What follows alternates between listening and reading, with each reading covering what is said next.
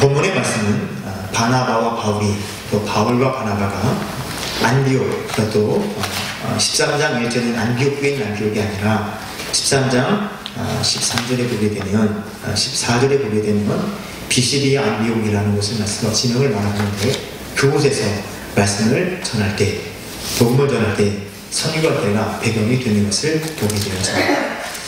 우리가 13장 1절, 2절, 3절을 보게 되면 안디옥 교회에서 성도들을 가르치던 바나바와 바울을 사울을 하나님께서 어느 날 성도들을 다 모은 상태에서 하나님께서 교회에 명을 하셔서 내가 원하는 일을 위하여 성령의 이끌심을 따라 너희가 몇 사람을 따로 세워라 라고 말하는 것 중에 나온 사람이 바나바와 사울이었습니다. 이들을 따로 세우고 이들의 교회가 안수하고 복음 사역을 위하여 선교사로 파송합니다. 안디옥 교회에서 파송하는 거예요. 저는 여러분 교회가 감당할 분명한 사명도 하나 여기 있음을 이 말씀을 여기 보여주고 있습니다. 선교는 할 수 있는 사람이 하는 것이 아니라 교회가 하는 겁니다. 교회가 하는 것은 그냥 단지 교회가 교회 재정을 하는 것이 말하는 것이 아니고요. 우리들의 힘을 보쳐서 하는 겁니다. 바나바와 사울을 안디옥 교회가 힘을 다해 파송하여 그들의 선교사를 도왔던 것처럼 우리가 함께 온 마음을 다해 선교사를 위해 기도하고 또한 후원하면서 이 복음 사역을 아름답게 이룰 수 있도록 하는 것, 이것은 분명한 교회의 사명이라는 것을 우리는 기억할 수 있어야 되겠죠. 자, 이렇게 따로 세워진 이 바나바와 사울이 교회로부터 안수를 받고 그리고 복음 사역을 위해 길을 떠납니다. 그들이 길을 떠날 때 보게 되면 수행원 한 사람이 있었는데 누구냐면 요한이라고 하는 마가입니다. 요한이랑 마가를 이들이 수행원으로 삼아서 함께 데리고 이 선교여행을 떠나는 것. 이것이 바울로 보게 되면 바울의 1차 선교 여행이 되는 모습입니다. 13장 안에 특별히 13장 1절부터 오늘 보았던 말씀 이 43절 여기까지 보게 되면 이들이 거처한 동네가 몇 개 나오는데요. 4절을 보게 되어지면 4절 보게 되면 실로기아와 구브로라는 동네가 나오고 5절에 보면 살라미라는 동네가 나오고 6절에 보면 바보라는 동네가 나오고 13절에는 버가라는 동네가 나옵니다. 그리고 14절의 말씀을 보게 되면 오늘 말씀의 배경이 되는 장소 바로 비시디아 안디옥이 성경에 기록되고 있는 걸 보게 됩니다. 바나바와 사울이 길을 쭉 걷는 나중에 보여지는 것은 사울의 이름이 나중에 후에 바울로 바뀌는 것도 13장 안에 나타나는 모습입니다. 처음에 분명히 안디옥 교회에서 파송을 받을 때는 사울이라는 이름을 가지고 시작했는데 그가 선교여행을 다니며 그의 모습 가운데 이름을 바꾼 것은 바로 바울이라는 걸 바꿔서 그가 바나바와 함께 1차 전도여행을 행하는 것을 볼 수가 있게 되어지지요. 자, 이런 배경 가운데 오늘 본문이 되는 이 42절, 43절의 직접적인 배경은 말씀드린 대로 13장 13절 이후에 바울과 바나바가 비시디아 안디옥에 거하고 있을 그때에 안식일을 맞이하게 되었습니다. 그때의 사건이 오늘 본문에 기록되고 있는 거예요. 본문에 보시면 특별히 13장 14절에 보면 이들이 처해진 상황의 두 가지 배경을 말하고 있는데 하나는 안식일입니다. 안식일날 복음을 전하는 거예요. 그리고 두 번째는 장소를 말하는데 회당입니다. 회당은 유대인들이 모이는 장소입니다. 이 자리는 유대인과 입교한 사람들이 함께 모여 예배하는 장소예요. 안식일에 그러니까 이들이 멀리 예루살렘도 갈 수 없고 하기 때문에 그들이 바벨론 포로기 때부터 회당 문화가 생겨서 회당 예배 장소가 생겨서 회당의 모습과 함께 이들이 모여서 예배를 드리게 됐습니다. 이 모습을 가지고 있는 것이 오늘 본문의 분명한 배경이 되어집니다. 자, 이런 나중에 17절 말씀을 보게 되면 죄송합니다. 15절 말씀을 보게 되면 회당장이 말씀을 보니까 율법과 선지자들을 쭉 읽습니다. 선지자를 읽습니다. 여러분 우리가 예배를 우리가 예식대로 완벽하게 드리게 되면 성경을 읽을 때 꼭 한 세 군데를 읽어야 됩니다. 하나는 구약을 읽고요. 하나는 시편의 말씀을 읽고 하나는 신약의 말씀을 읽습니다. 이게 되고 있는데 이 말씀에서 보게 되니까 율법서, 이것은 모세오경을 말하는 거예요. 모세오경과 선지자 서기의 한 말씀을 회장이 읽은 거예요. 읽고 나서 이 말씀에 대하여 말할 사람이 있는가라고 바울과 바나바에게 이야기를 한 거죠. 이 말을 듣는 바울과 바나바가 그 회당 안에서 백성들, 유대인들이 함께 온 회당 안에 서서 이들에게 말씀을 선포합니다. 네, 말씀 보게 되면 17절에 보니까 무슨 말씀부터 시작하느냐, 출애굽 때의 말씀부터 시작해요. 이스라엘 백성이 애굽에서 나올 때의 말씀부터 시작하여서 쭉 말씀을 이어갑니다. 말씀을 이어가는 와중에 어떤 말씀을 주시냐면 29절 30절에 보게 되면 예수 그리스도께서 십자가 죽으심과 부활도 선포합니다. 근데 이것을 왜 선포하냐면 이유가 있어요. 그분이 누구냐라는 걸 선포하기 위한 거예요. 33절에 보니까 예수님은 하나님의 아들이시다 라는 걸 선포하고, 34절부터 36절에 말씀 보게 되면 다윗을 거론한 걸 보니까 예수님은 영원한 왕이시다 라고 하는 걸 이 바울이 이 비시디 안디옥에 있는 회당 안에서 백성 유대인들에게 선포하고 있는 것입니다. 그러면서 결론이 이거예요. 39절에 보시면 이런 말씀이 있습니다. 또 모세 율법으로 너희가 의롭다 하심을 얻지 못하던 모든 일에도 이 사람을 믿어 믿는 자마다 의롭다 하심을 얻는 이것이라. 이 말씀을 선포하는 거야. 무슨 말씀이냐? 율법으로는 구원을 얻을 수가 없고 오직 구원하는 방법은 하나다라는 거야. 그게 뭘까요? 예수님을 믿는 거야. 이것을 바울이 힘있게 지금 이 유대인들에게 선포하는 것입니다. 오직 다른 이름으로 구원을 얻는 것이 아니라 예수 그리스도의 이름만 구원을 얻을 수 있다. 이것을 바울이 여기서 결론적으로 선포하는 거야. 그래서 출애굽부터 그들이 구원 얻은 애굽의 노예 생활에도 구원 얻은 이 과정부터 시작해서 모든 걸 말한 가운데 그들이 그래도 하나님의 가운데 죄를 지었던 이들이 죄 가운데 멸망받을 수 없었는데 이 백성을 하나님께서 긍휼히 여기셔서 예수님 땅에 보내셔서 십자가에 못 박혀 죽으시게 하셨고 부활하게 하셨다. 그 예수님은 하나님의 아들이시고 영원한 왕이시다. 그러므로 다른 사람이라는 구원을 얻을 수 없고 오직 예수 그리스도를 통해서만 구원을 얻을 수 있다. 의로움을 얻을 수 있다라고 바울이 힘있게 이 말씀을 전하는 것입니다. 본문에 보게 되면 13절부터 41절까지 그러니까 절수로 따지면 쭉 되겠지만 어쩌면 이것을 우리가 읽어도 뭐 한 2분도 안 걸리는 말씀이었어요. 그러면 바울이 2분만 설교했을까? 그렇지는 않겠죠. 그 말씀을 요약해서 우리에게 준 말씀이 바로 이 말씀일 겁니다. 여러분, 우리는 이 회당에 모인 유대인들에게 사도 바울이요 하나님의 말씀을 간절하게 외쳤다는 것을 알 수 있습니다. 그럼 여러분, 이 유대인들이 하나님 율법의 말씀으로 가득 차서 다른 것은 전혀 들으려고도 하지 않고 알려고도 하는 유대인들에게 예수님이 하나님의 아들이시요 영원한 왕이시며 예수님을 통해서만 구원을 얻을 수 있다라고 하는 것을 선포하기 위해서는 얼마나 그들이 이 말씀을 받아들이기 위하여 사도 바울이 얼마나 조목조목 설교를 했겠습니까? 얼마나 설교를 했겠어요? 결코 짧은 설교는 하지 않았을 것 같아요. 시간이 꽤나 걸렸으리라고 보아집니다. 그들의 알고 있는 모든 고정관념을 깨부수고 하나님의 진정한 뜻이, 하나님의 진정한 길이, 하나님의 진정한 역사가 무엇인지를 설명하고자 하는 이 사도 바울의 노력, 그것이 바로 예수 그리스도를 통해 이루어진 것이라는 것을 전하려는 이 노력을 위해서는 사도 바울이 장황하게 힘있게 성경 여러 말씀을 이용해서 설교했을 거라고 보아집니다. 자, 이 중에 우리 하나님께 이겁니다. 뭐냐면 그 사도 바울의 영적인 파워예요. 영적인 힘입니다. 얼마나 영적인 힘이 강했을까라고 우리가 이 말씀을 들어도 느낄 수 있는 거죠. 아마도 영적인 파워풀함을 이 목소리에 담겨져서 성도들이 들었을 겁니다. 왜 그러냐라면 여러분, 사도 바울이요 경험한 게 몇 가지가 있어요. 하나는 여러분 아신 것처럼 사도행전에서 원래 사울은요 어떤 일을 한 사람이었느냐, 예수 믿는 사람을 잡으러 다니는 사람이었죠. 스데반 집사가 돌에 맞아 죽는 자리에서 자기가 그 사람의 죽음이 마땅하다는 것에 대한 증언을 쓴 사람이 사울이었고, 그 이후에 율법에 따라 이 예수의 이름을 따르는 사람은 잘못되었다, 율법을 어긴 자들을 알기 위해서 그들을 죽이려고 잡으러 다니는 사람이 사울이었습니다. 그러다가 사울이요 예수를 만났죠. 어디에서요? 다메섹으로 가는 길목에서요. 그 예수를 만났어요. 그럼 여러분, 이렇게 만난 사도 바울이 자기의 마음을 볼 때 어떻게 느꼈습니까? 내가 이처럼 예수를 믿는 사람을 잡아 죽이려고 노력하다 나까지도 예수님께서 만나주셔서 나를 이렇게 변화시켜주셨다면, 나를 만나주셨다면 이 세상에 예수님을 만나지 못할 사람, 예수님을 하여 변화되지 못할 사람은 한 사람도 없다라는 확신이 사도 바울에게 있을 거예요. 왜요? 자신이 그런 사람이잖아요. 다 예수를 믿는 사람을 잡아 죽이려 하던 사람이 이렇게 변화되었으니 세상에 사는 사람이 왜 말할 것도 없겠죠. 자기처럼 예수 믿는 사람 잡아 죽이려고 다니는 사람도 없었잖아요. 그런 것을 보니까 이 마음이 있었어요. 예수님은 누구도 다 만나실 것이고 만나면 누구든지 다 변화시키신다 라고 하는 확신이 이 마음에 있었을 겁니다.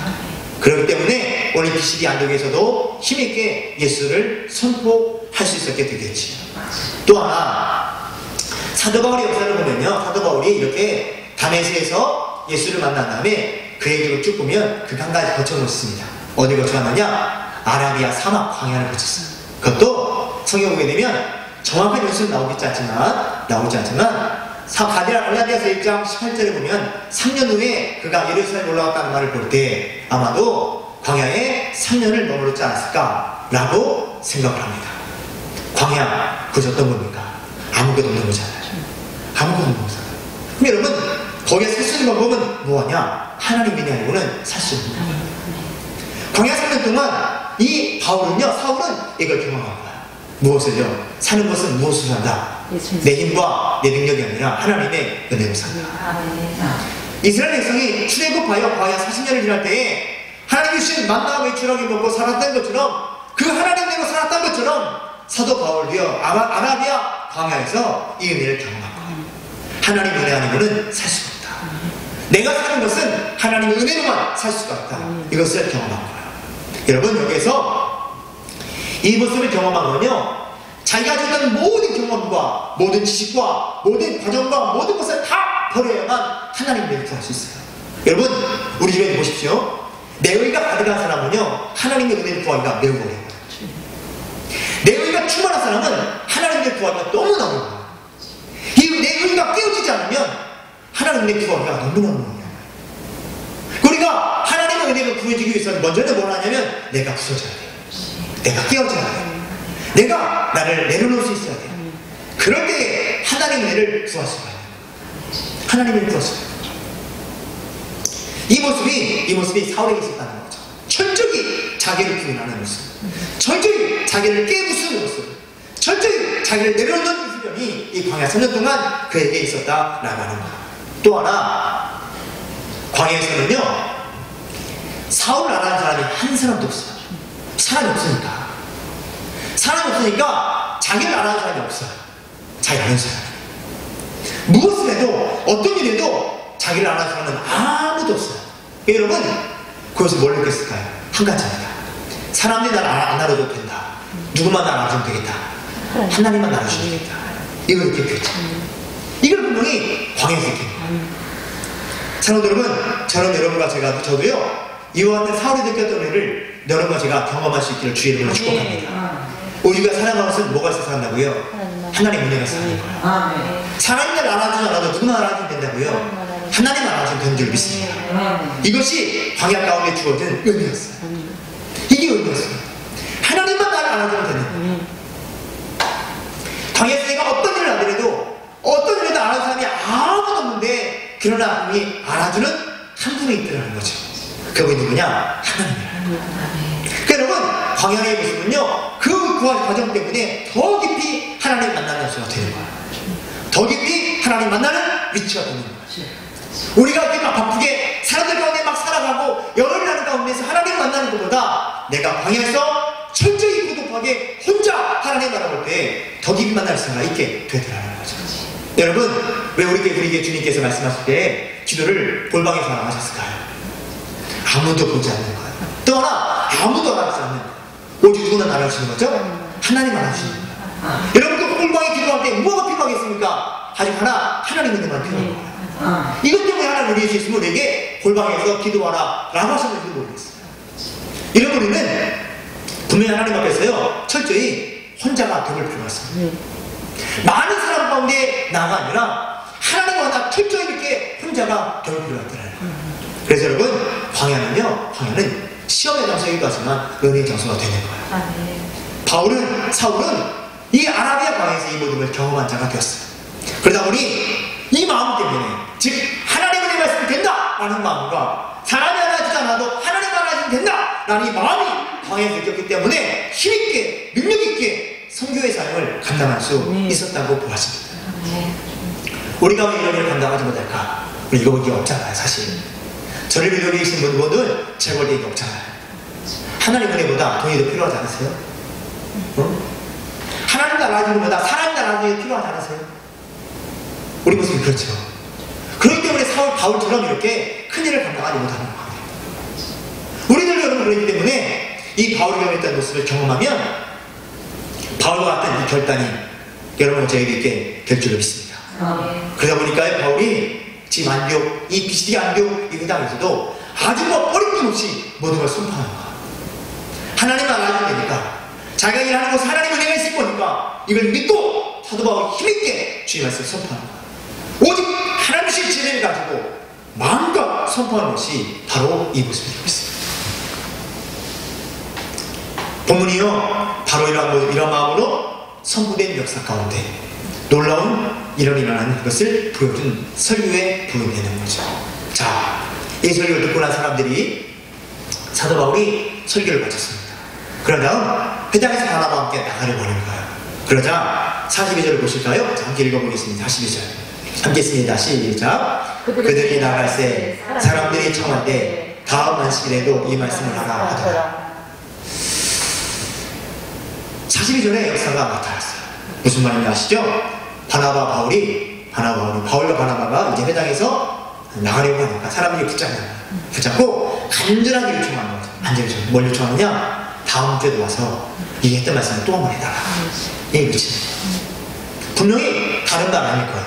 사도 바울이 드린 말씀은요, 예수 그리스도밖에 없어요. 예수 그리스도 하나예요. 여러분, 설교사에 듣는 말이 뭐겠습니까? 예수 그리스도 하나 사시잖아요.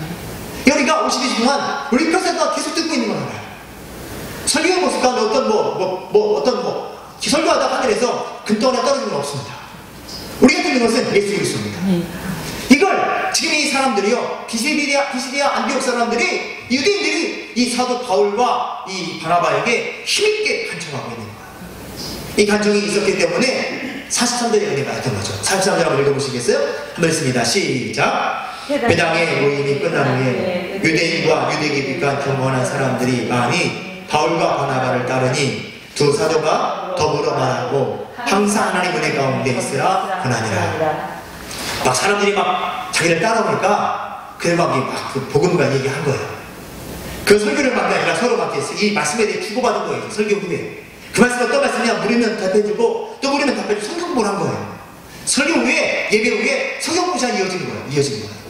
이 말씀을 와서 이들의 모든 것을 다 하나의 것을 바울과 바나바가 이야기했던 거예요. 근데 여러분, 여기서 끝이야. 43절을 보시겠어요? 44절을 보시겠어요? 44절 한번 읽어보실까요? 44절 시작. 그 다음 안식일에는 온 시민이 거의 다 하나님 말씀을 듣고자 하여 모이니. 뭐니까요? 동일하게 그들이 부탁한 대로 바울과 바나바가 올 줄 믿고 사람이 또 회당에 모인 거예요. 그러면 이 자리에 바울과 바나바가 왔을까요? 안 왔을까요?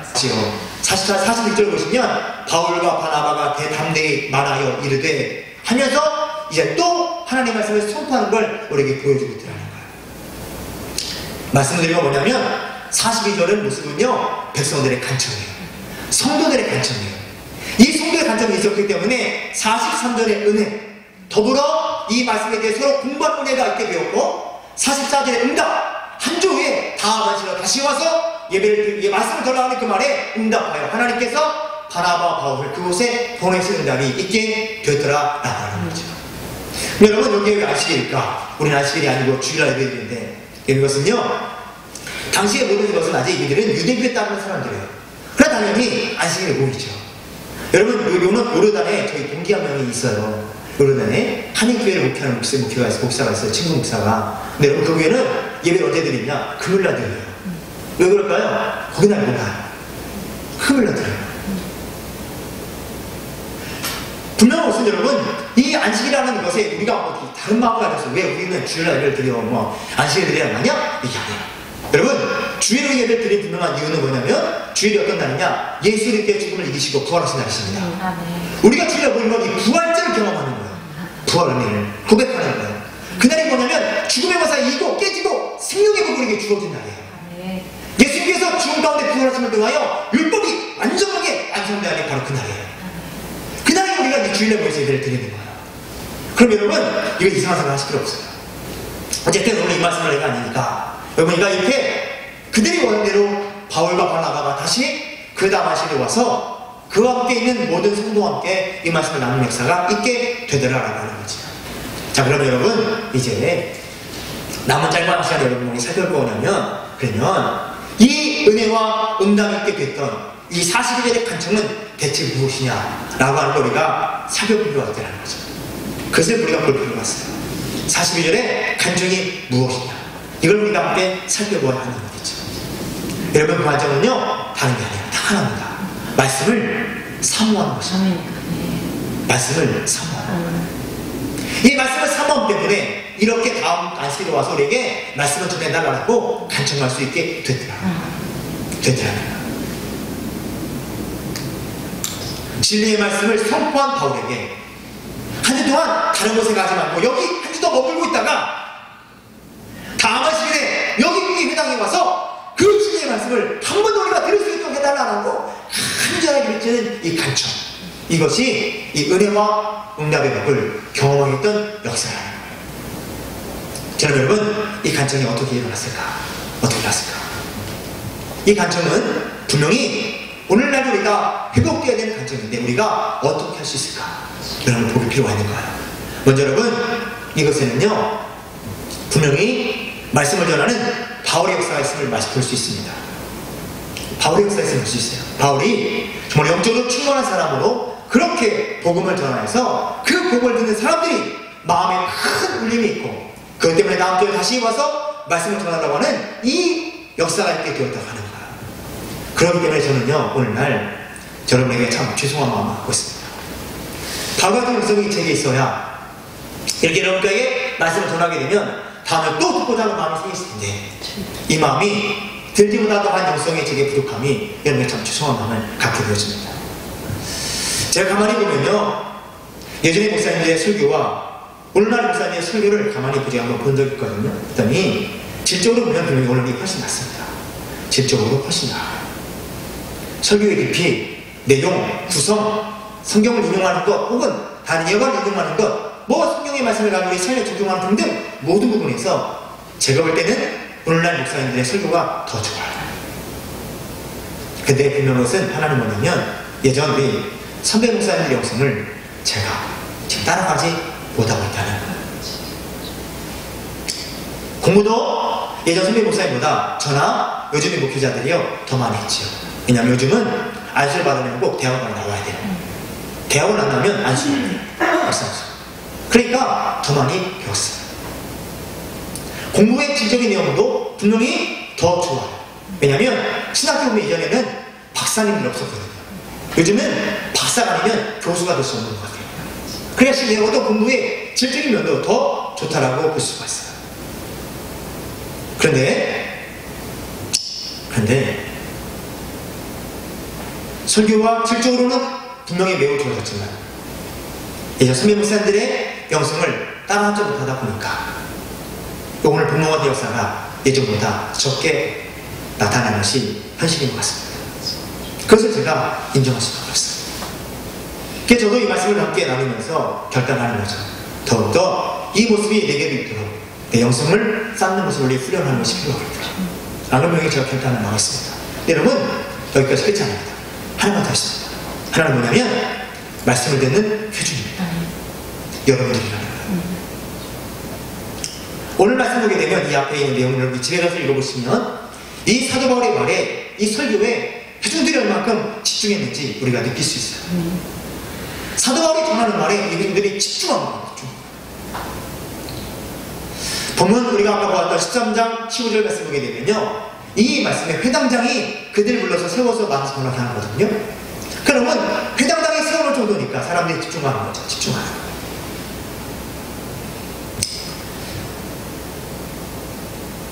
예전의 성도들과 오늘의 성도들 차이도 여기서 볼 수 있습니다. 예전에 보면 제가 어렸을 때 보더라도 설교를 들으려고 참 많이 노력을 하셨던 것 같아요. 어떻게 하시느냐? 부흥이 하면 몇 개 다 찾아봤거든요. 그렇죠? 몇 개 다 찾아갔어요. 어떻게든지 몇 개를 찾아가 더 말씀을 들으려고 했던 것이 예전의 모습. 여기 계신 우리 장로님 권사님 어렸을 때 모습일 거예요. 그 길이 심리로도 갔어요.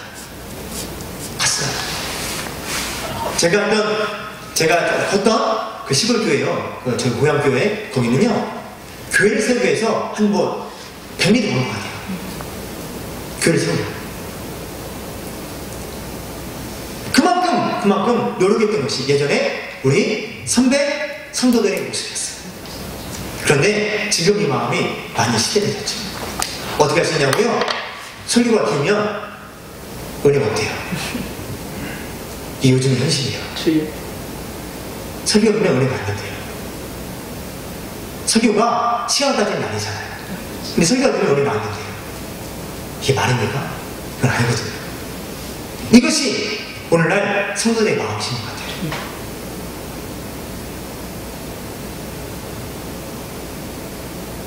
이렇게 하는 말은요, 이렇게 말하는 것은, 설교가 길면 은혜가 안 된다는 것은 그냥 하나님 말씀에 대한 기대감보다도 시간을 때우고자 하는 마음이 더 많으신 것 같아요. 근데 거기 어떻게 여러분 간절함과 기대감이 있겠습니까? 말씀 집중하는 마음이 어떻게 있겠습니까? 있을 수가 없죠. 그냥 적당히 말씀을 듣고 그냥 그 자리를 끝나면 되는 것 같아요. 이 모습이 오늘 본문에 있는 이 회당에 있던 사람들과는 다른 모습인 것을 보게 되어집니다. 저는요, 오늘 읽었던 이 말씀, 특별히 42절, 43절, 44절의 내용이 목회자인 저와 말씀 전 청중이신 여러분이 함께 회복되는 말씀이 되기를 간절히 소원합니다. 저는 더더 충만한 영성으로 가득한 목사가 되는 것이 제가 회복되어야 될 요소예요. 여기서 회복은 하나님의 말씀을 더 집중하여 간절히 사모하는 마음으로 그 말씀 듣고자 하는 이 모습이 회복된 모습이 우리에게 필요한 것이겠죠. 그럼 여러분, 이 모습 때문에 분명히 하나님 주신 은혜와 응답 역사는 우리에게 임하게 될 줄 믿습니다. 이 은혜가 있으면, 이 역사가 있으면 목사도 설교를 더 하고 싶어 할 거고, 그렇죠? 주님 말씀 때 전하게 내가 더 전하려고 하고, 회중들이 성도들도 그 말씀을 더 듣고자 마음의 그 노력을 가지고 주 앞에 있으시겠죠. 저는 여러분 복음서에서 특별히 마태복음 보더라도 예수의 말씀을 누가 듣는지를 볼 수 있었습니다. 예수님이 가르치는 전하시는 말씀, 예수님의 놀라운 비밀의 말씀, 그 생명의 말씀을 누가 들었느냐 라는 거예요. 여러분 마태복음 5장 6절에 보시면, 일단 지금 찾아보세요. 보시면 예수께서 무리를 보시고 산에 올라가시니 제자들이 나오지라 라는 말씀하십니다. 예수님이 무리를 보시고 산에 올라가셨어요. 근데 사람들이 따라갔다는 거예요. 예수님이 가시는 곳에 따라갔다는 거예요. 왜 따라갔느냐? 말씀을 들으려고. 그래서 그 다음부터 조해진 말씀이요, 산상수훈이잖아요. 5장, 6장, 7장에 산상수훈이 선포되는 거예요. 산위에서 예수님을 따라가는 자들이, 말씀을 들으려고 하는 마음에 따라가는 자들이 말씀을 듣더라고요. 마태복음 14장 13절 14절에 이런 말씀이 있어요. 예수께 들으시고 배를 타고 떠나사 따로 빈들에 가시니 무리가 듣고 여러 곳에서부터 걸어서 따라간지라. 예수께서 나오사 큰 무리를 보시고 불쌍히 여기사 그 중에 있는 병자들을 고쳐주시니라. 예수님께서 어디 있어야 말 들면 따라간답니다. 그러자 주의 말씀이 있고 거기에 역사와 은혜와 능력이 나타났다는 거죠. 여러분, 이 이후의 말씀은 14장의 말씀이 오병이어 사건이에요. 우리들의 이 마음이 회복되어지면 우리도 이와 같은 역사가 있게 될 줄 믿습니다. 하나님의 진리의 말씀에 미안해 새겨진 역사가, 예수 그리스도로 주어지는 놀라운 치유와 회복과 온전한 역사가 여러분에게 나타나는 애가 있게 될 줄 믿습니다. 이 모습을 여러분과 저는요, 회복해야 돼요. 이 간청의 마음을 가지고 하나님 말씀 앞에 잘 생각하는 간청의 마음이 우리 회복해야 된다는 거죠. 사랑하는 여러분, 이 간청할 수 있는 마음 여러분 제가 가지기를 주님의 이름으로 축복합니다. 저에게는 영성이 더 깊은 은혜가 있는 것이거든요. 이건 제가 한 거예요. 여러분은 오늘 본문의 이 믿음처럼 말씀을 간청하는 이 마음을 가지고, 이 말씀을 더 듣기 위한 간청하는 모습을 가지고 주 앞에 서는 모습이 필요하시다는 거예요. 바라기는 이 모든 말씀을 함께 나아감을 통해 주의 은혜를 함께 누린 여러분과 제가 다 되시기를 주님의 이름으로 축원합니다.